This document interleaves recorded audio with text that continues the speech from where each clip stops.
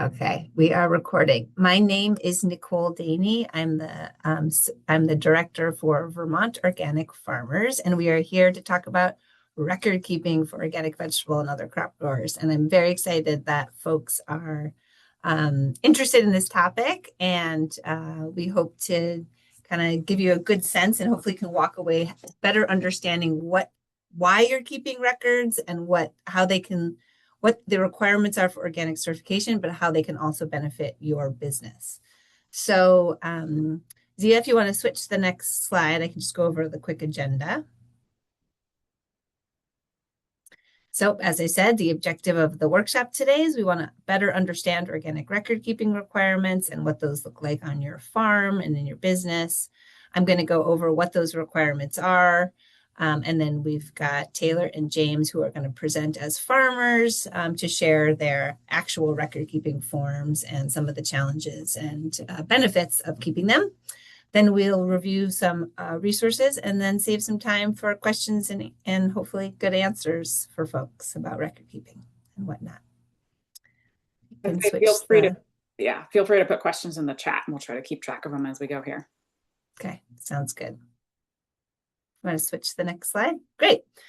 So let's jump in about why we're requiring records as part of the organic regulations. And just to give people a little bit of history, there was a conversation back in the day as to whether we should verify organic regulations through practices or through testing. And the community decided that it's practices that we want to verify. And when we went down that path, we also then started our path down the road of how do we verify those practices, and records and documentation is one of the ways in which we do that.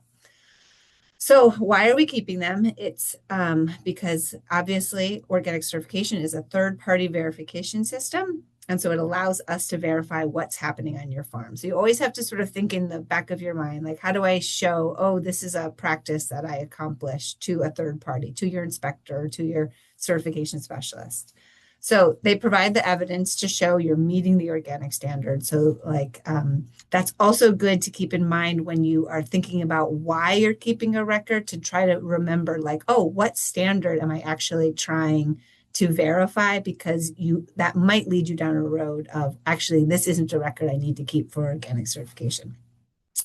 So we also really want to talk about the practical benefits of keeping records, which is when they're set up well, that your organic records help you understand your business more clearly. They help you make decisions about your business. They help you analyze your business.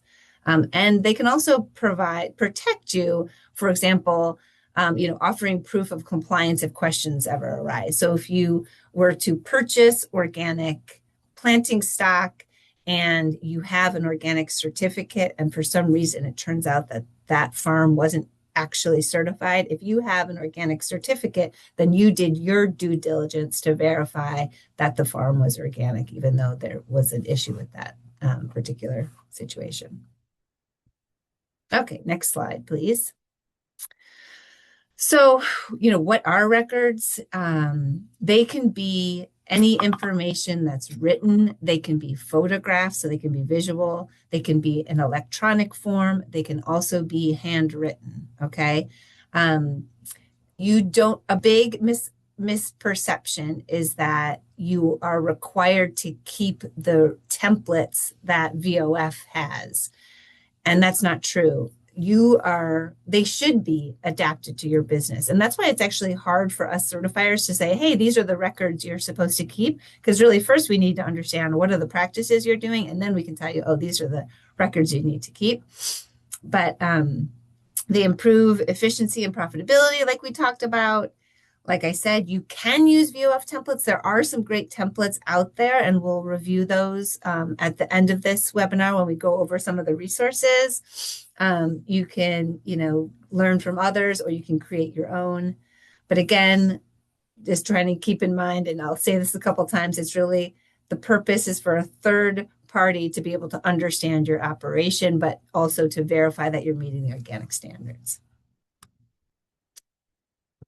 Okay, next slide. So the records are going to come up at your annual inspection, right? And so you're going to want to know how are the inspectors using the records at the inspection, and what are they going to ask for, and what are they going to do with those records? Because again, the better you understand that, the better you can understand if your records meet what they're looking for, right? So every year during the organic inspection, the inspector is going to try to just get a sense of your records and look at your record keeping system. Typically, what they do is they look at the records that you've created since your last inspection, sort of assuming that the inspector before has done the same thing, and then that creates like a no break in the verification.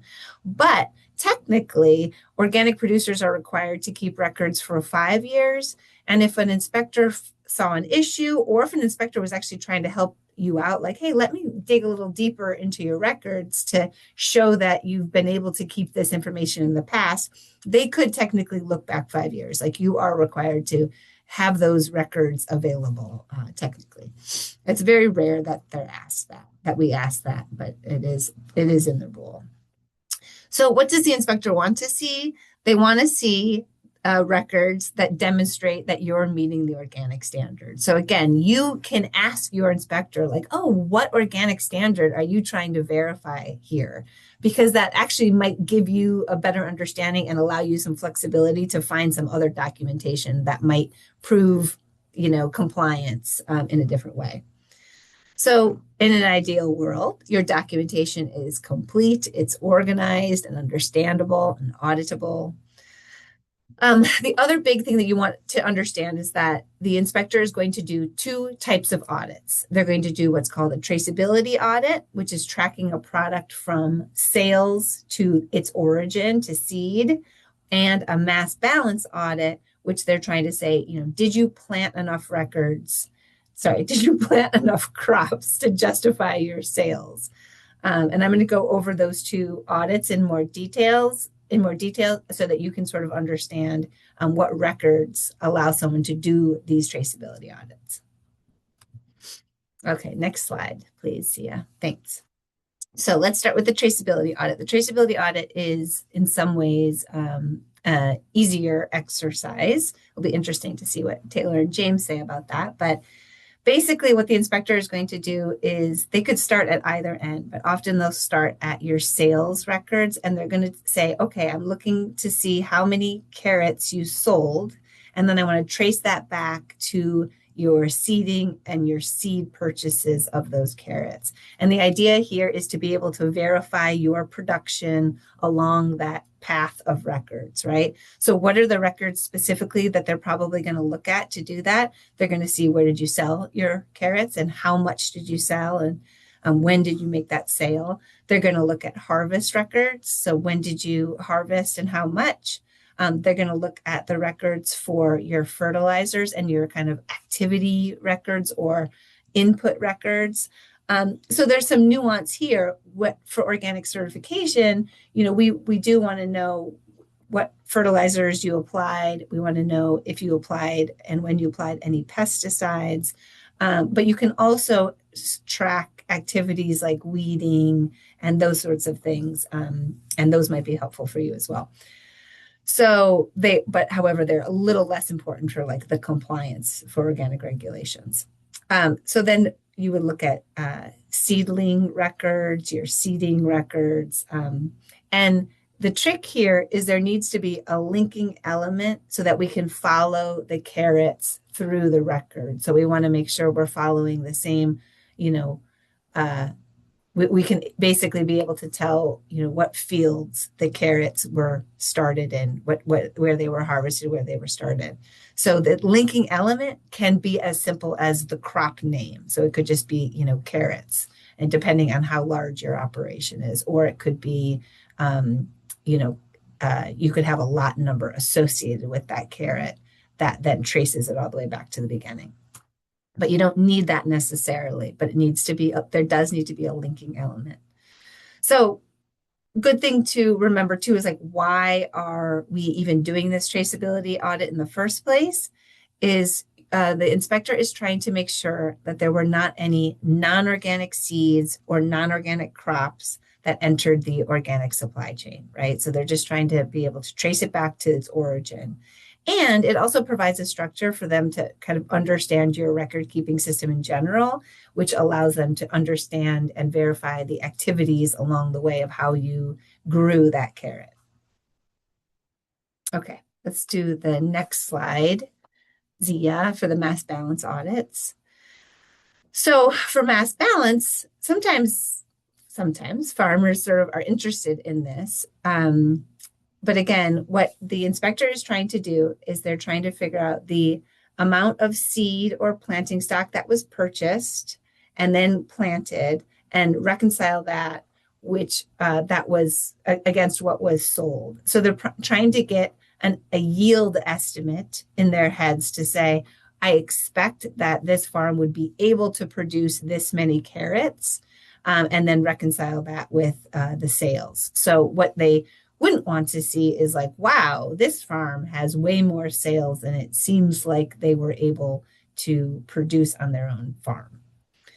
So, so an example is if you look at a total amount of carrots sold in 2025, so you could do, so a mass balance audit, the inspector gets to decide the time frame of that audit. So they could do the whole year. They could also do a couple months.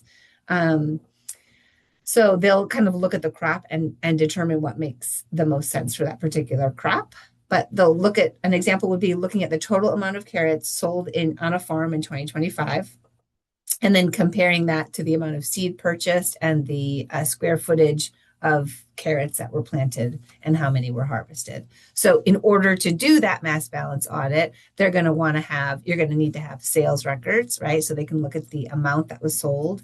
You're going to need to have harvest records to show the amount that was harvested. You're going to have seedling records to show how much was planted. And you're going to have some sort of receipt for how much seed or planting stock was purchased, for example. And I do want to stop here and just say, we don't want organic certification to be overly burdensome. So again, we're always going to try to get to that 30,000 level question. Why are we doing these mass balance audits? It's to ensure that you didn't sell more organic crops than you were able to, than you grew, right? But there are instances when a farm might not need to keep specific harvest records because their sales records give us the information that we need. So that's where, again, when we're going to talk about like what information we're trying to collect from each record, and that hopefully will give you a sense of like, how could I put together a record, or are my sales records good enough, or do my seed receipts show this kind of information? So again, I think my big message today is understand why your inspector is asking for a record, and that's perfectly acceptable to ask them that, and that should kind of both empower you to better understand what they're asking for, but also like allow you some flexibility to say, oh, I might be able to show that to you in this other way. Okay, next slide. Yeah, great. So I'll just give you an example of if I was growing organic cabbage, what types of records would make sense for me as a grower to have for this organic cabbage, right? So what I'm going to want to be able to, the information that I'm going to want to show is how many cabbages were sold, who were they sold to, and when were they sold, okay? And that's going to be what's that's going to be the information collected in your sales records. There might be more information that you want to collect for your sales records for your own information. But that's what we're going to want for your organic certification. So similarly for harvest records, how many cabbages were harvested, from what field or what bed were they harvested. And it's okay if you have, I've got 2 fields where the cabbages are coming from, as long as that could be an acceptable solution. So it doesn't necessarily have to be, by the row. We also have, you would want for your cabbage input and activity records. And I talked about those a little bit, what inputs were applied. So input is usually like something that you're bringing onto your farm, right? So a fertilizer, a pesticide, when did you apply it? How much to which crops, to which fields? And then I'm just putting in here, hey, don't forget about your receipts for inputs, right? Because when you say, where did those inputs come from? We're going to want to see like, okay, when did you purchase them? Where did they come from? How much was purchased? So we can say like, yeah, they had enough on hand to be able to do those, to actually spray that particular pesticide or apply that particular fertilizer. Okay. So then your planting field records, where were the cabbages planted? How many on what dates? Your greenhouse seeding records, how many cabbages were started, when, what inputs or potting mixes were used. This is the information that we're going to want to collect. So some of this will be in your records. And then receipts again, how many seeds, planting stock were purchased, from what source, were they organic? So that hopefully gives you an example of how the records are sort of tracking your activities about a particular crop. So yeah, I don't know if there's any questions in the chat, but if you want me to pause for a minute and see if there are. I don't know if you want to speak now, or we could save it for later, about a split operation. So folks that are growing conventionally and organically, any tips and tricks for good record keeping? Yep. So technically, if you're a split operation, you are required to show your organic certifier and inspector both your organic records and your conventional records, which does imply that you need to keep conventional records. And because a split operation is, and it kind of depends on the type of split operation, right? There are lots of operations that might be organic vegetable operations, but they might be raising livestock and not feeding those livestock organic grain, right? So technically that is a split operation. You've got some non-organic management, but that non-organic management doesn't affect the organic management of your crops. So we're going to scrutinize less that type of a situation. A real split operation is if you're growing organic cabbage and conventional cabbage side by side, then we're going to really dive into how you can how you can prove to us that you had what your yield potential was for conventional, what your yield potential was for organic, and we're going to be pretty picky on seeing sales records from those types of operations. Nicole, that directly answers. So one of the questions from Valerie is like, they do have pansies that are organic and pansies that are not. And so that, I hope that was enough information, but I don't know if there's more you want to say. Yeah, but I could say even a little bit more specifically on that. I guess I would ask, like, how are those pansies managed? Are you giving them conventional fertilizer? You might be, and that's it. And so we would sort of dive in that way. But you have conventionally and organically, conventional pansy starts and organic edible pansies, right? So you have two of the same plants. So you're right. That would be more a traditional split operation. Okay. Although I assume some of them are like bedding plants and some of them are for consumption. Okay. And so just some important reminders. I hear from longtime certified organic farmers that like the day before their inspection, they don't sleep well and they're panicked about the records not being good enough. And like, let me just get the secret out there. Nobody has perfect records. I used to farm organically. I was certified by MOFGA. I felt even more pressure to have perfect records. And I absolutely would sometimes not have, write down the things that had happened on my operation. So, we all understand that we're humans and we're going to make, there's human error is acceptable and expected. So please, I don't want people to have like a panicked experience during your inspection or the night before. So again, it's good to say, hey, why are you asking for that record? Just so that I can better understand whether there's another way I can get it for you. And it's a good reminder for the inspector to be able to say like, oh, what am I trying to verify by asking for this piece of documentation? So that's my point in kind of understanding the bigger picture. records are here so that they can so that a third party can verify that you're meeting the regs. What regs specifically are we trying to verify? You should have a sense of that. Records are important, but so is the inspector's observation of your farm and your crops and the results of your of the work. So, for example, soil health. So it's not, records are important, but there's other pieces that are also happening during the organic inspection. And then I think this is just a really important point.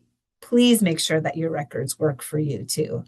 I hope that, James and Taylor, and I think they will talk a little bit about how they use their records for their analyzing their business, for making business decisions, and make sure that they make sense to you, because you'll keep them.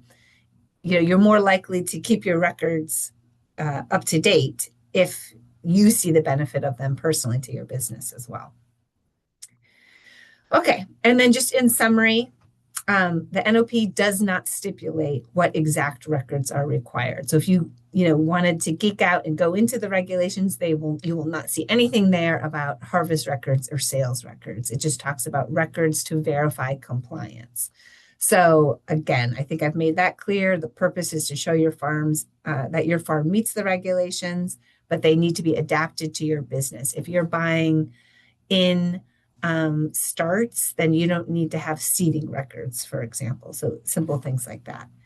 And then if I was to give like a summary of the categories that you should think about for what activities will I probably need to verify, these are here on this slide.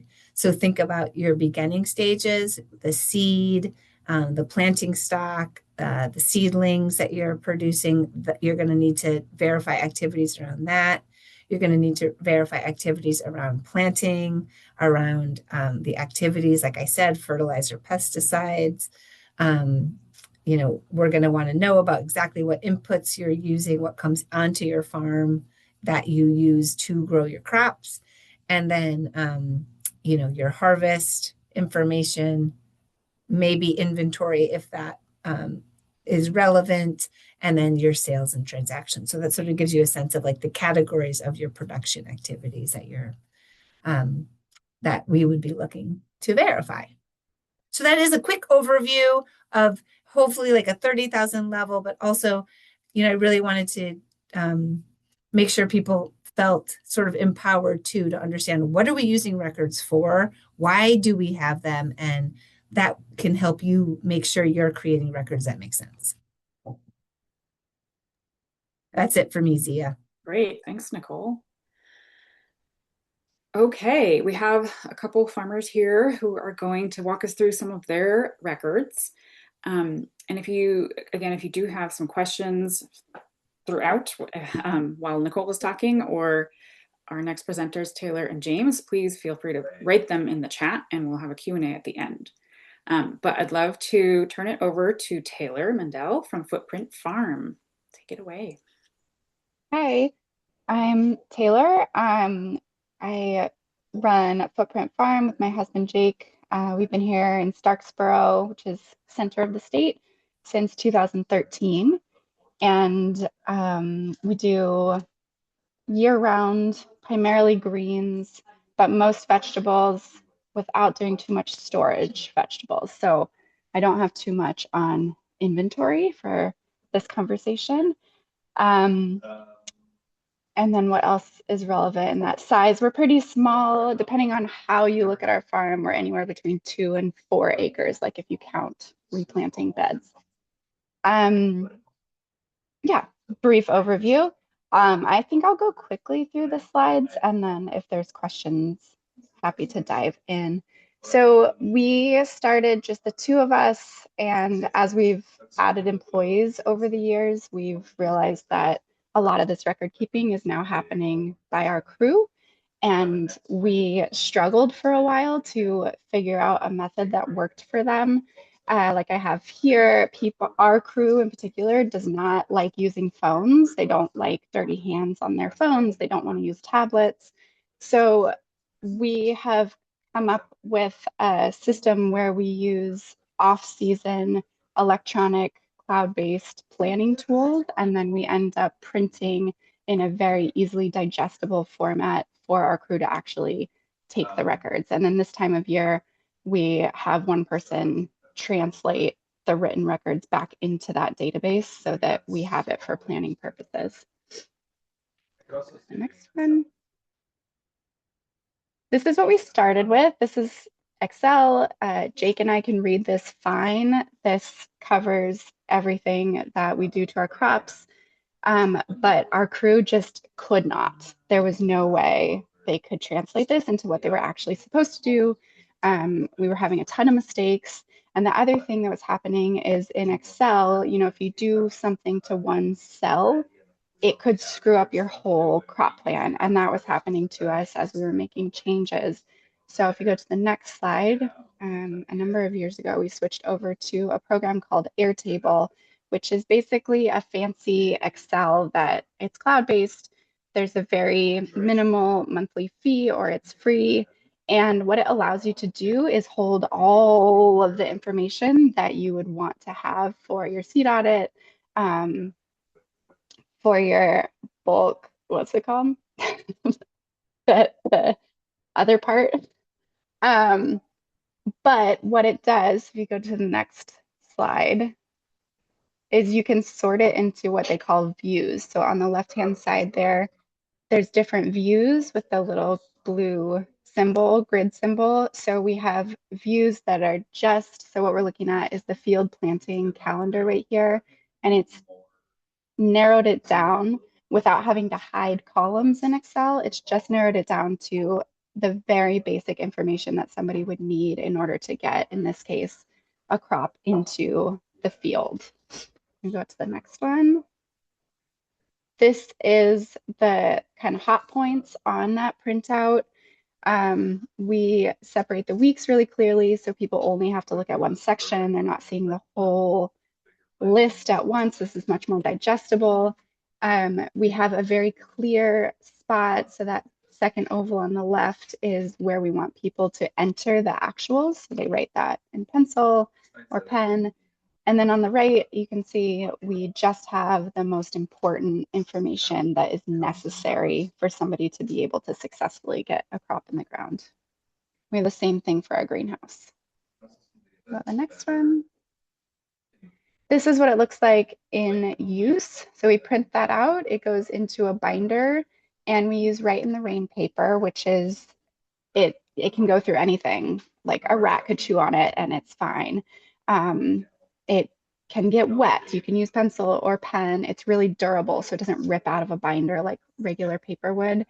And it's pretty inexpensive. You do have to have a certain kind of printer in order to have the ink stay, but it's worked really well for us. And then the other thing that's been important is having the tools that people need to take the records in place. So in the binder, we have the, pencil, calculator, binders with fun colors seems to be important. Like, people, for the most part, hate taking records, and anything we can do to make it more fun is helpful and obvious. So there's a very obvious home for our binders, no matter what we're doing.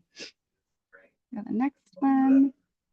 Harvest logs is different. We use, one of our methodologies is that we only keep the records that we have to, and we don't overcomplicate. So we do not, over the years, we've noticed that our harvest varies so much based on the weather or how we treated different blocks, that this year's harvest doesn't necessarily change what we're going to do for next year. So we just keep the records on paper as they happen day to day. We print out, this is a master Excel file. Along the bottom, it has the vegetables that we would probably be harvesting in different times of year, so that it reduces the number of crops that are on this sheet, so that when we print it out, it's not overwhelming again.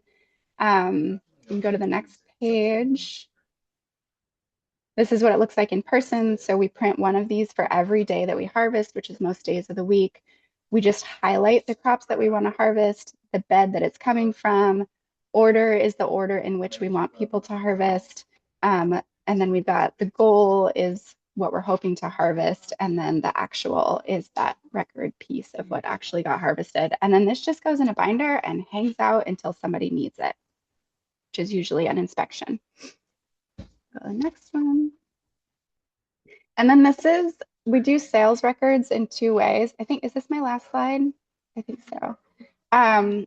We do sales records two ways. One, we have but usually half our business is wholesale and then half our business is CSA.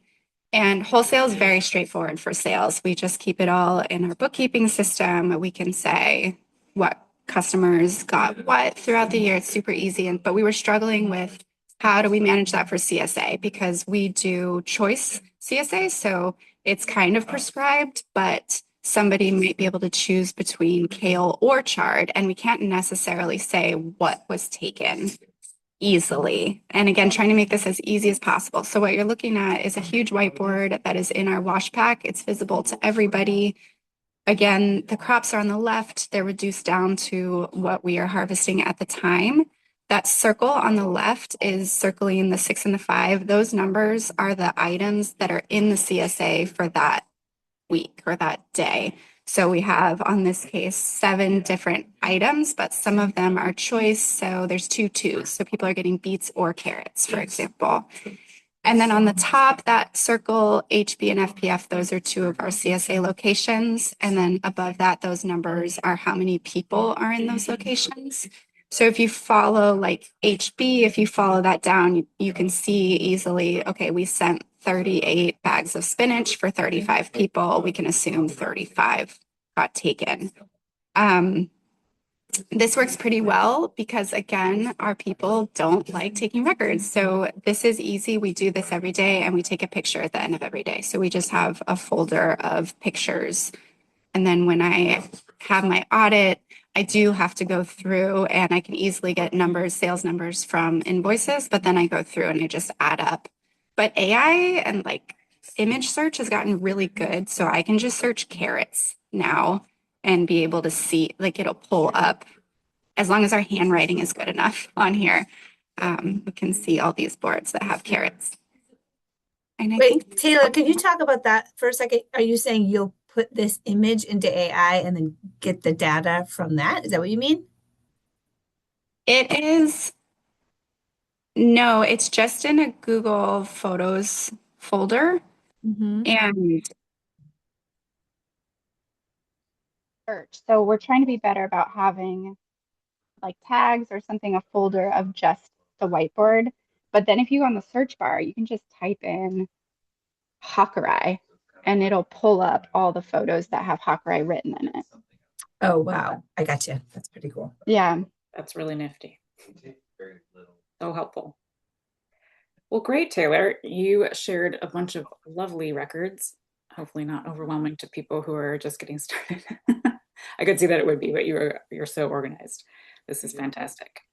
All right, if folks have questions for Taylor specifically, feel free to jot them in the chat and we'll get to them in just a few minutes. But we're going to hear from James Donegan of Trillium Hill Farm.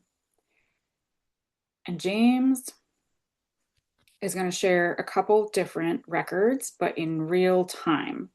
So I'm going to stop sharing my screen and we have a little transition here to, whoops. Where did it go? To James.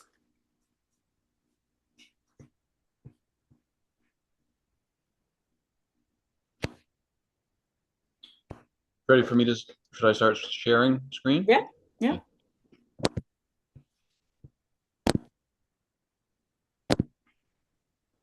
There it goes. All right, we can see it. Yeah, so I'm James from Trillium Hill Farm in Heinsberg. This is our 20th season growing vegetables, though I think we've only been certified organic for around 8 seasons. We use Google Sheets for a large amount of our organization and our record keeping.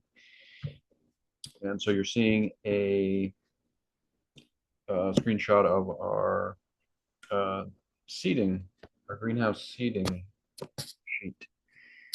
This is the master tab. So in the winter, I plan out the full year and what is going to be seated each week. And then each week I go in, make a new tab, cut from the master sheet, make a new tab. So May 28th was a small week. I've cut from the master tab, and I would do a printout of this to hand to an employee. So we have the crop, the varieties, number of flats, flat size, and then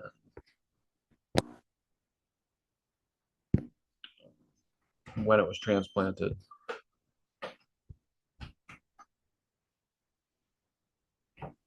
And James, you've got a lot of information here, like that you can see is information for your employees, right? Like how many seeds per cell, even. Yeah. Yeah. Yeah. So, I mean, so, this is filling the requirement of having a seeding record, but it's certainly even more important for our own operational,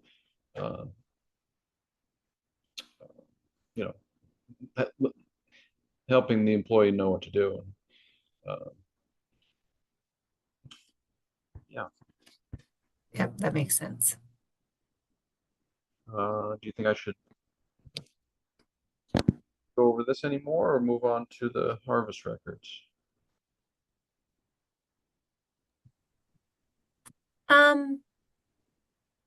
Let me see. You want to just talk about the microgreen part? Yeah, sure.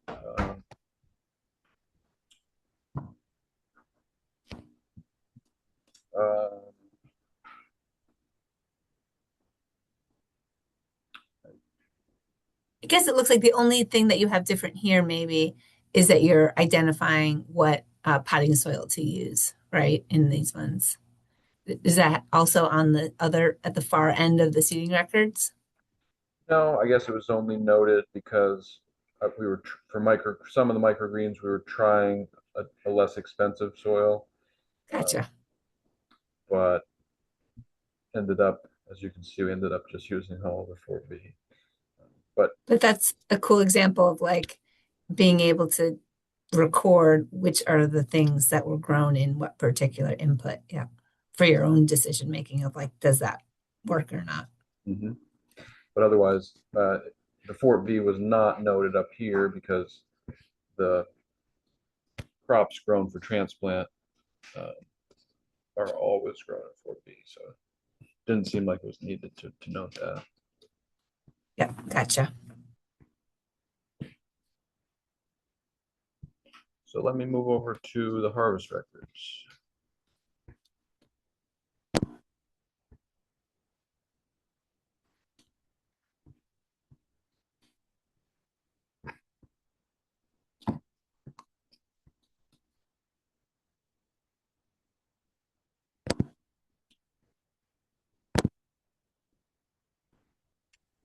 We're still seeing the seeding records. Yeah, is it the third tab that you have open?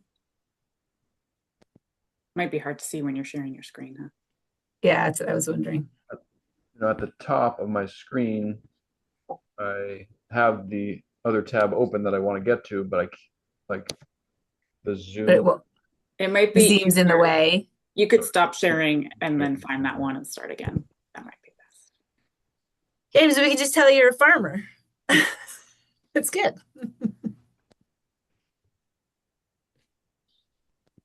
Yeah, that happens though, where the little Zoom thing is in front of your, like the thing that you want to click on sometimes.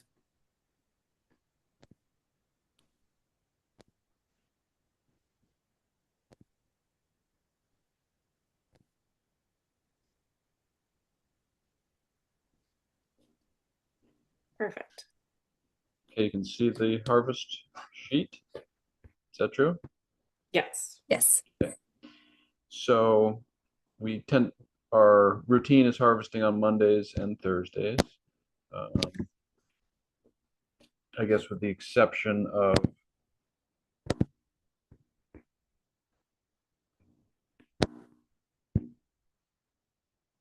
with the exception of like tomatoes and cucumbers, we harvest more often. So we have an additional harvest tab on those months. But so September 25th, we have the crops on the left. We as orders come in that morning, we would enter what those outlets have ordered, and we've entered how much we want for our CSA, for our farm stand, and then we almost always have some back stock. So the sheet we enter in the sheet the bags on hand, and that gives us a subtotal of like, I guess I should say, like these items over here on the left, or these columns, are like retail bags. So then we've entered bags on hand, and that gives us about bags needed, but we don't harvest via bag, we harvest via pounds usually, or bunches. So this column will tell us how many of those we want. And then we get into more of the bulk orders. So if we get a Great Northern has ordered 20 pounds of lettuce mix, we put that in. And then we might in backstock, we might have bulk on hand. So this is loose on hand in bulk, and that would give us harvest this amount. So for all our orders and everything we wanted, we needed 60 pounds, 16 and a half pounds of lettuce mix, but we had 30 pounds on hand. So this is what we needed to harvest, and then this is what we actually harvested.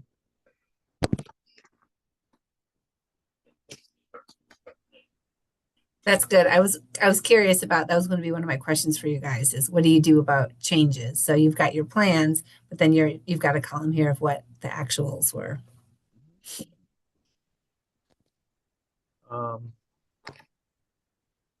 I guess this sheet, twice a week in the morning, I make a new tab with that day's harvest sheet, and then myself and usually a second a crew member, we will be managing the sheet, so entering the orders, and then entering the actual quantities. So it feels like very handy for us to be able to, we send out the availability email at 7 a.m. We start harvesting at 7 or 8.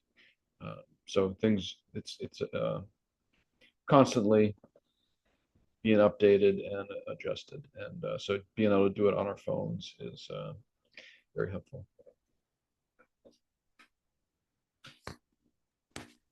Great.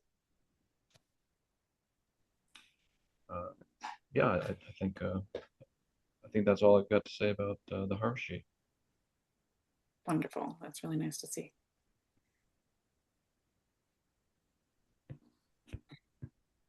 All right. Should we wrap up our slides quickly? We have a few resources to share.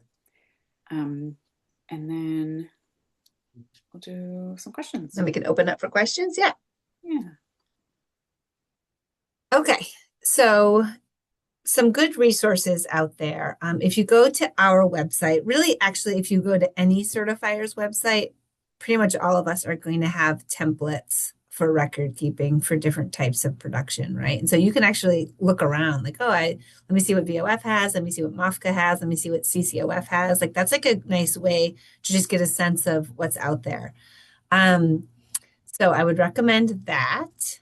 We also, on our VOF website, we have a list of, it's kind of like what to expect at your inspection, but it also has a list of the records that you might need for a vegetable operation or a crop operation.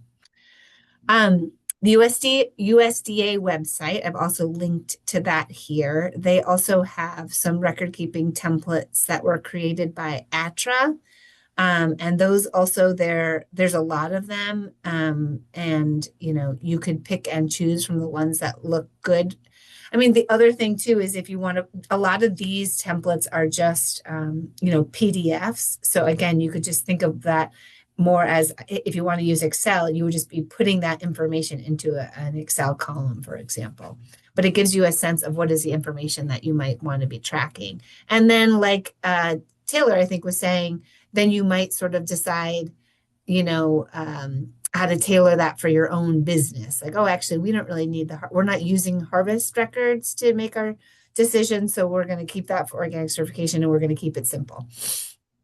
And I really wanted to mention this organictransition.org website. This is the Transition to Organic Partnership Program website.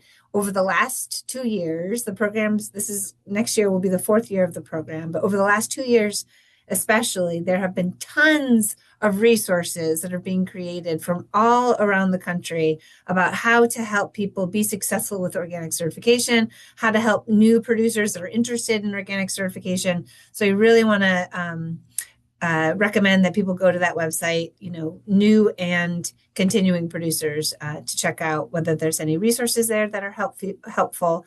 And then there was another record keeping, I think, workshop PowerPoint slides that someone did that really, in my opinion, this link in this PDF is more about all the things you need to document for your organic crop certification. So it gets it a little bit more into what the regulations are and how you would document them. So I also thought that would be a good resource for people. Yeah, so I think that's it for resources.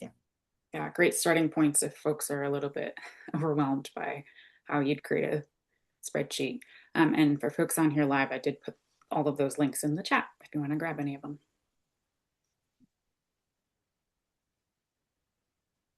So we're available for questions. Here's Nicole's website, email address, and mine. And specifically my role, I can help people design record keeping systems that work for you, or take a look at what you already have and make it work for what you need and what the organic inspection and certification needs. Nicole, you want to wrap up? And do you want to turn off the recording and we'll open it up to questions? Yeah, thank you, everyone. There's some questions in the chat, Zia. I don't know if you saw them.